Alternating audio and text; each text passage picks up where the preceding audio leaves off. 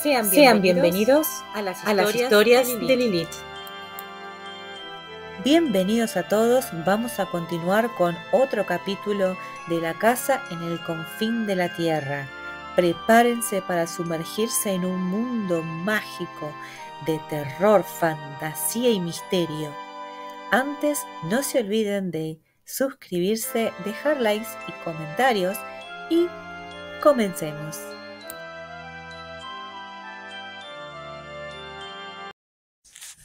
Después del ataque. Eran ahora alrededor de las 3 de la madrugada y el cielo de oriente comenzaba a palidecer con las primeras claridades.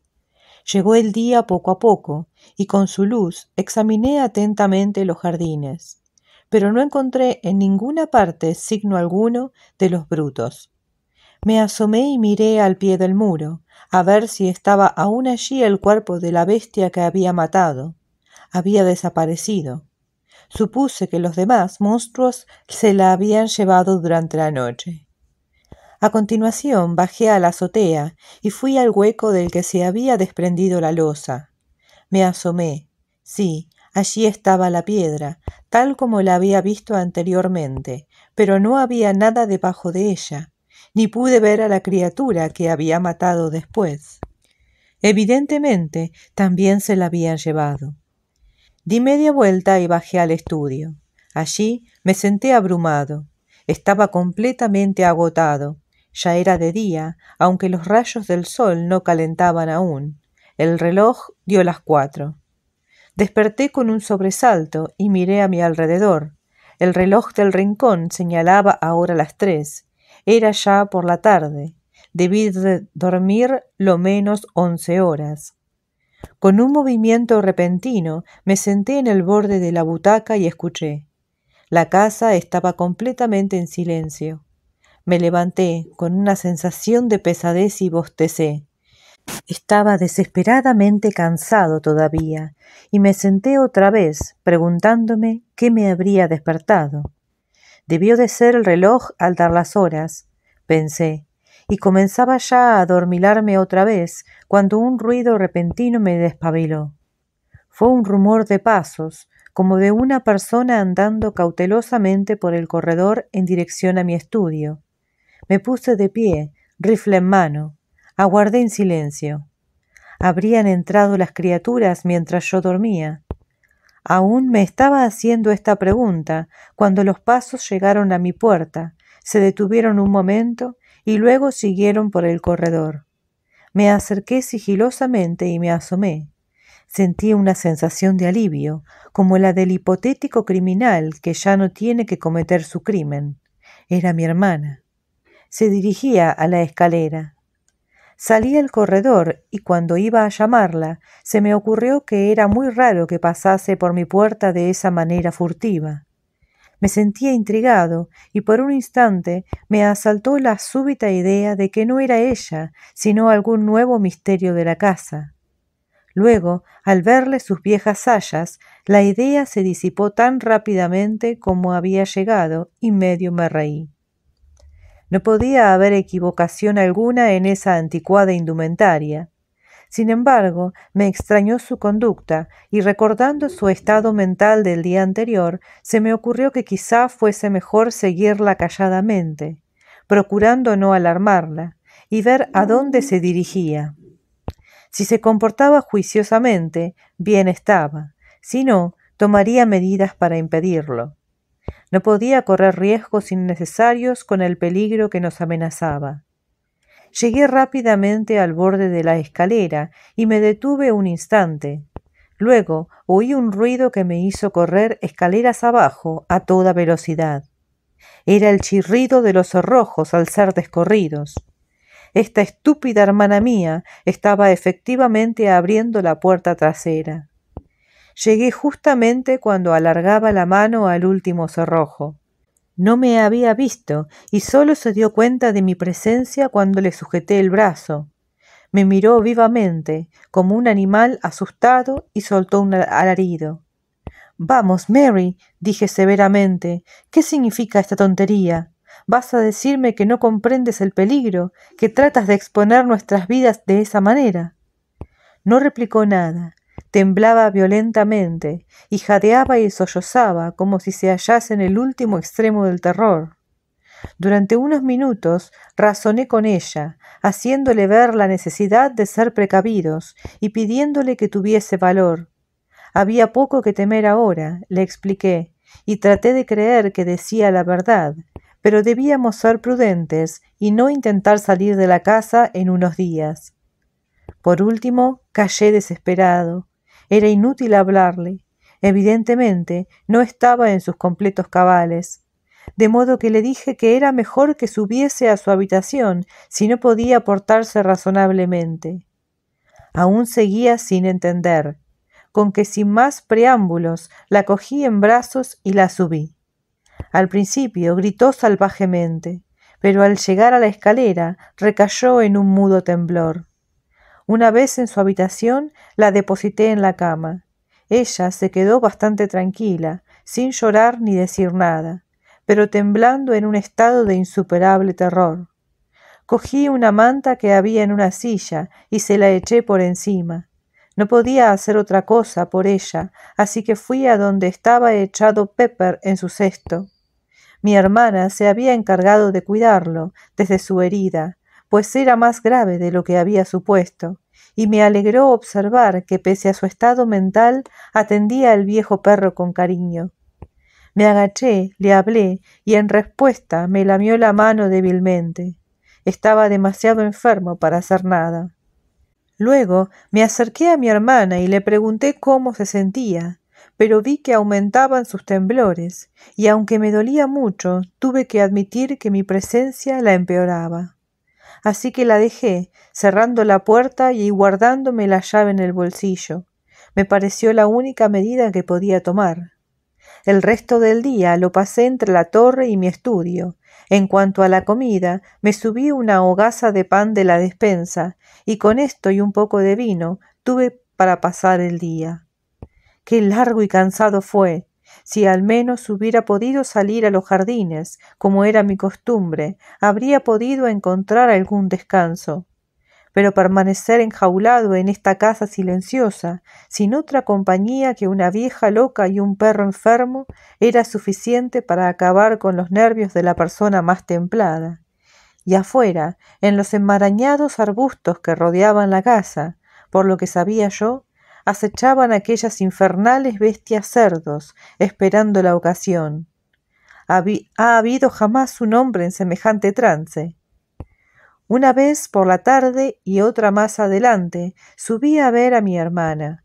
La segunda vez la encontré atendiendo a Pepper, pero al acercarme se retiró discretamente al rincón más alejado, con un gesto que me entristeció inmensamente. Pobrecilla, su miedo me hería de forma insoportable, pero no quise importunarla innecesariamente. Confiaba en que se pondría mejor en pocos días. Entretanto, no podía hacer nada, pero juzgué necesario, por duro que parezca, tenerla encerrada con llave en su habitación. Una cosa comprobé que me dio ánimos. Había tomado un poco de la comida que le había dejado en mi primera visita, y así transcurrió el día. A medida que atardecía, el aire se iba haciendo más fresco, de modo que me dispuse a hacer los preparativos para pasar la segunda noche en la torre. Me subí 2 rifles de repuesto y mi pesado levitón. Cargué los rifles y los dejé junto a la carabina. Me proponía hacerle las cosas difíciles a cualquier criatura que asomase durante la noche. Tenía bastante munición y pensaba dar a los brutos tal lección que les hiciese renunciar definitivamente a seguir intentando forzar la entrada. A continuación, efectué una ronda por la casa, otra vez poniendo particular atención en los puntales que reforzaban la puerta del estudio. Luego, viendo que había hecho cuanto estaba en mi mano, regresé a la torre, acercándome antes a ver a mi hermana y a Pepper de camino. Pepper estaba dormido, pero se despertó al entrar yo y agitó la cola en señal de reconocimiento. Me pareció que se sentía algo mejor. Mi hermana estaba echada en la cama, pero no logré averiguar si dormía o no, así que la dejé. Al llegar a la torre me acomodé todo lo que las circunstancias me permitían y me dispuse a vigilar durante la noche. Gradualmente fue oscureciendo y no tardaron en sumirse en sombras los distintos detalles de los jardines. Durante las primeras horas permanecí alerta, atento a cualquier ruido que pudiese delatar algún movimiento abajo. Estaba demasiado oscuro para que mis ojos viesen nada. Las horas transcurrían lentamente, sin que sucediese nada anormal. Salió la luna y se elevó, iluminando los jardines aparentemente vacíos, inmóviles y callados. Hacia el amanecer empecé a sentirme entumecido y frío por la larga vigilia. Estaba muy preocupado también ante la prolongada inacción de las criaturas. Desconfiaba y hubiera preferido que atacasen la casa abiertamente. Entonces, al menos, habría podido calcular el peligro y enfrentarme a él. Pero esperar de esta manera durante toda la noche, imaginando toda clase de amenazas desconocidas, era como para perder el juicio. Una vez o dos me vino la idea de que quizás se habían ido, pero en el fondo sabía que era imposible. En los sótanos.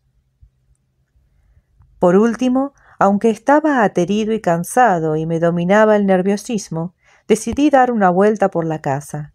Primero pasaría por mi estudio para tomar una copa de coñac, que me hiciese entrar en calor.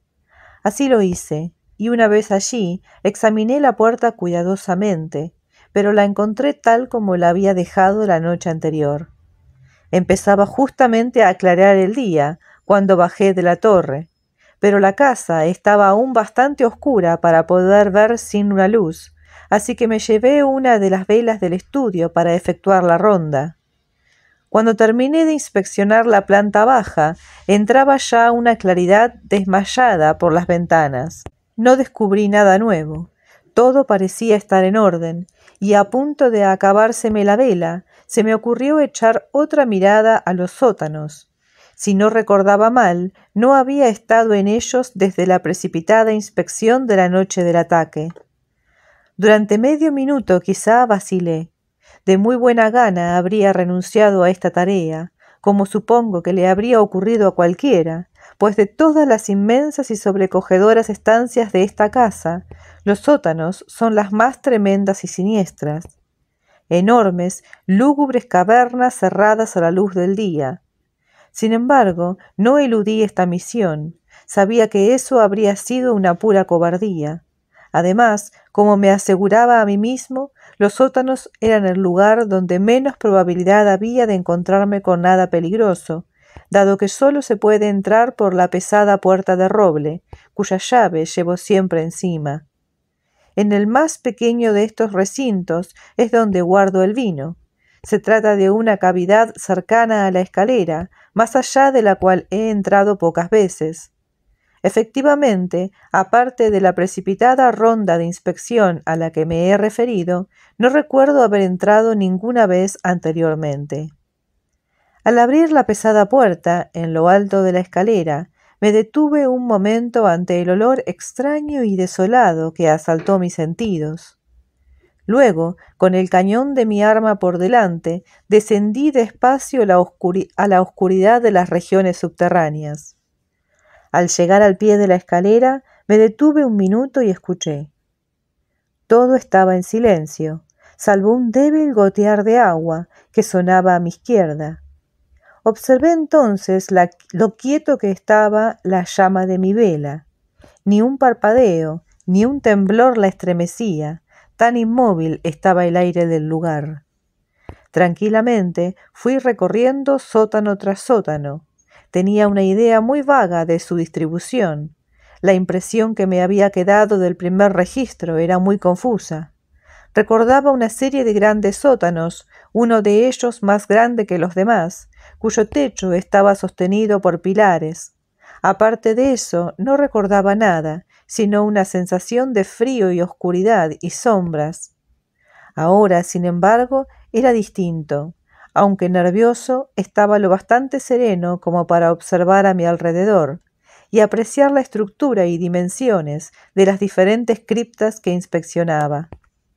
Naturalmente, con la escasa luz que proporcionaba la vela, no era posible examinar con todo detalle hasta los últimos rincones, pero bastaba para darme cuenta, al pasar, de que las paredes estaban construidas con asombrosa precisión y acabado.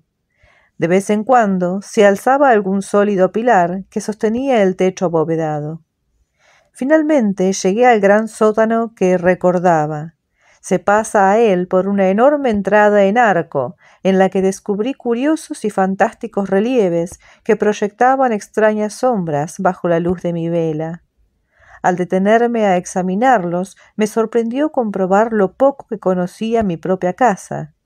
Sin embargo, resulta fácilmente explicable, dadas las dimensiones de este antiguo edificio, y teniendo en cuenta que solo vivimos mi vieja hermana y yo, y que ocupamos únicamente las habitaciones imprescindibles a nuestras necesidades. Sosteniendo en alto la luz, entré en el sótano, avanzando despacio hacia mi derecha, hasta que llegué al otro extremo. Iba lentamente, mirando con precaución a mi alrededor a medida que avanzaba, pero por lo que la luz me revelaba, no había nada fuera de lo normal. Al llegar al fondo, di la vuelta hacia mi izquierda, siguiendo siempre junto al muro, hasta recorrer todo el inmenso recinto. Mientras caminaba, observé que el suelo era de sólida roca, en algunos lugares cubierta de húmedo moho y en otros desnuda, o casi, con una ligera capa de polvo gris. Me detuve otra vez en la entrada. Entonces di media vuelta y me dirigí al centro del recinto, cruzando por entre los pilares y mirando a derecha e izquierda al pasar. Como a mitad del recorrido, mi pie tropezó con algo que produjo un sonido metálico. Me incliné, acerqué la vela y vi que el objeto al que había dado una patada era una gran argolla de hierro. Inclinándome un poco más, limpié el polvo a su alrededor y descubrí que estaba unida a una pesada trampa, ennegrecida por el tiempo.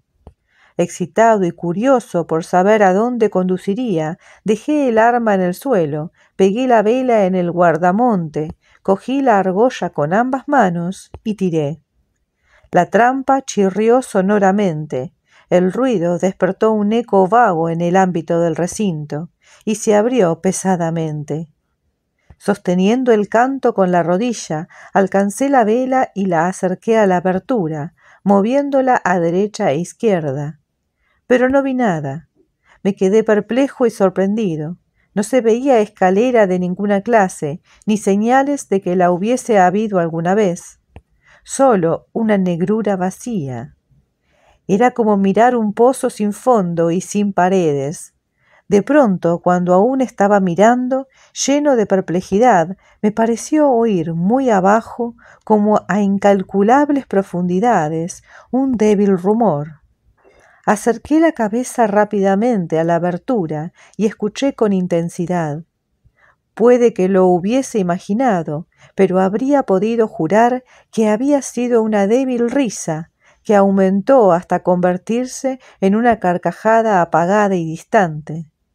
Sobresaltado, me eché hacia atrás, dejando caer la trampa con un golpe estrepitoso que llenó de ecos todo el sótano.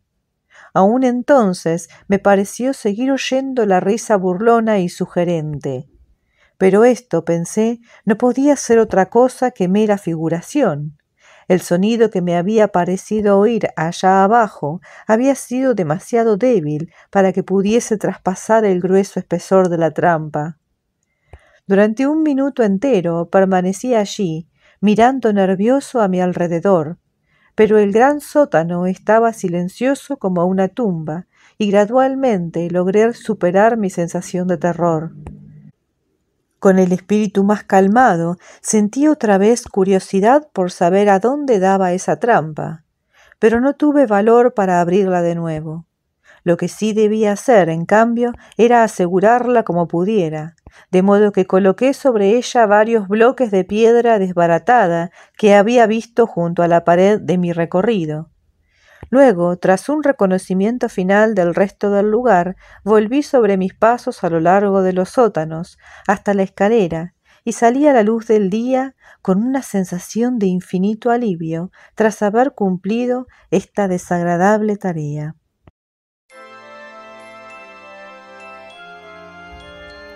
Así finaliza este capítulo. Los espero mañana para continuar con la historia.